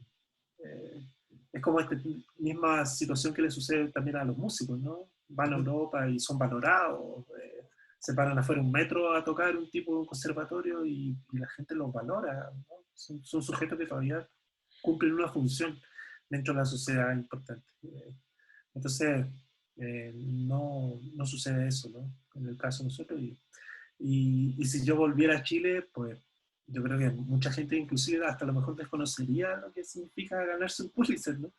Entonces me vería enfrentado tal vez a muchas cosas como es, en ese sentido muy injustas, ¿no? Tal vez. Muy difícil la reinserción. Eh, si lo que pretende es mantenerte o por lo menos seguir creciendo, es muy difícil. Se siente como un paso atrás más bien. Importante no olvidar, sí, la labor, como hablamos en algún minuto, de grandes fotoperiodistas en Chile. Hay una escuela como importante, especialmente el trabajo que se hizo durante la dictadura, de la AFI, la Asociación de Fotógrafos Independientes, etcétera, donde hay grandes fotógrafos y el mismo Lucho Navarro, etcétera, que creo que también ahí se dio una lucha por dejar testimonio también de un periodo histórico en Chile. Y creo que de muy buena manera es lo que tú también estás haciendo a nivel latinoamericano, y creo que eso también nos debe llenar de orgullo acá en Chile, digamos, porque no es solo necesario para un fotoperiodista venir a retratar lo que está pasando dentro del país, también vernos también como una región donde están ocurriendo cosas importantes. Entonces, nada, Edgar, o sea, de verdad, como te decía, podríamos estar mucho rato conversando. Para Sí. mí me llena de nostalgia estas conversaciones porque también es un tema que se juntan mis dos mundos, que es el periodismo y la fotografía.